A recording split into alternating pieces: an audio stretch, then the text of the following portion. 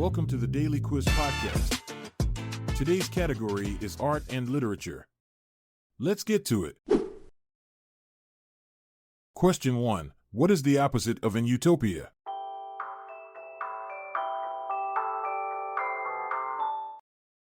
The answer is dystopia. Did you know that the term dystopia was coined by combining the Greek prefix dys, meaning bad or abnormal, with the word topia, meaning place? So, essentially, a dystopia is a fictional world or society that represents the opposite of an ideal utopia. It's like stepping into a nightmarish version of paradise. Question 2. Who wrote the Gothic novel Dracula?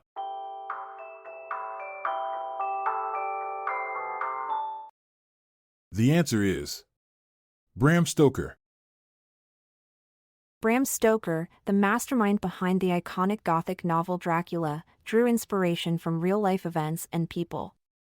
One intriguing influence was Vlad the Impaler, a ruthless ruler known for impaling his enemies on stakes. Stoker's research on Vlad's bloodthirsty reputation helped shape the character of Count Dracula, adding an eerie layer of historical authenticity to this timeless vampire tale. Question 3. According to Andrew Marvell, when would coyness be no crime?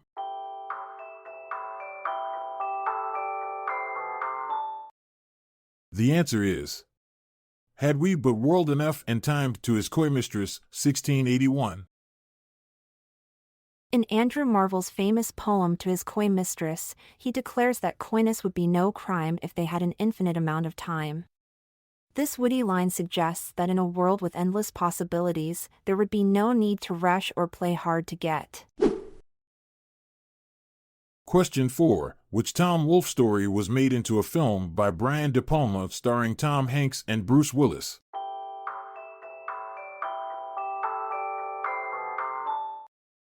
The answer is The Bonfire of the Vanities. Tom Wolfe's novel The Bonfire of the Vanities was adapted into a film by Brian De Palma, featuring an all-star cast including Tom Hanks and Bruce Willis. The movie, released in 1990, tells the story of a Wall Street bond trader whose life spirals out of control after a hit-and-run accident in New York City. Question 5. Which Shakespearean play features the line "Now is the winter of our discontent"?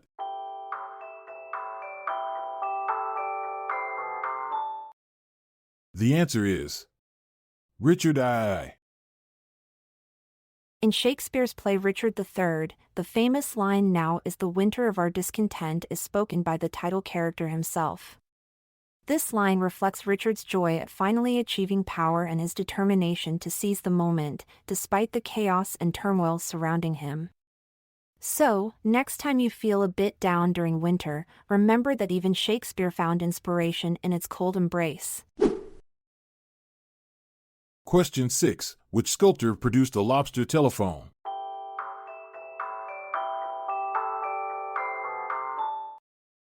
The answer is Salvador Dali. Salvador Dali, the surrealist genius, not only created mind-bending paintings but also ventured into sculpture. One of his most peculiar creations was the Lobster telephone. This bizarre masterpiece combined a real lobster with a functional telephone, blending the ordinary with the extraordinary in true Dali fashion. Question 7. A figurative movement that emerged in the United States and Britain in the late 1960s and 1970s. The subject matter, usually everyday scenes, is portrayed in an extremely detailed, exacting style. It is also called superrealism, especially when referring to sculpture.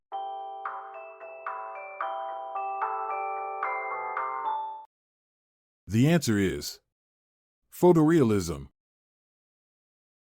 Photorealism, also known as superrealism, emerged in the late 1960s and 1970s as a figurative movement in the United States and Britain.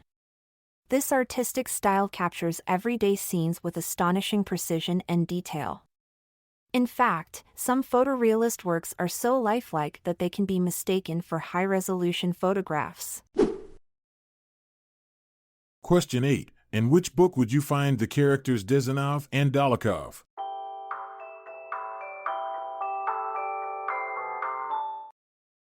The answer is Tolstoy's War and Peace. Desinov and Dolokhov, two intriguing characters, can be found in Tolstoy's epic masterpiece, War and Peace. These individuals add depth and complexity to the story, with Desinov representing honor and loyalty while Dolokhov embodies recklessness and unpredictability. Their contrasting personalities create a captivating dynamic that keeps readers engrossed in the novel's rich tapestry of characters. Question 9. Who created Winnie the Pooh?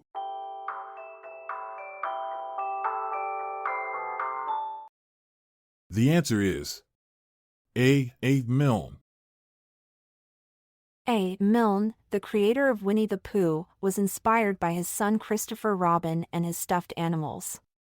The beloved characters in the 100-Acre Wood were brought to life through Milne's enchanting stories, capturing the hearts of readers worldwide with their timeless adventures and endearing personalities. And with that, we close the chapter on our artistic adventure.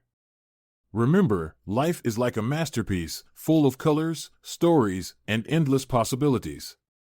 Until next time. I'm Montgomery Jones. And I'm Amalia Dupre.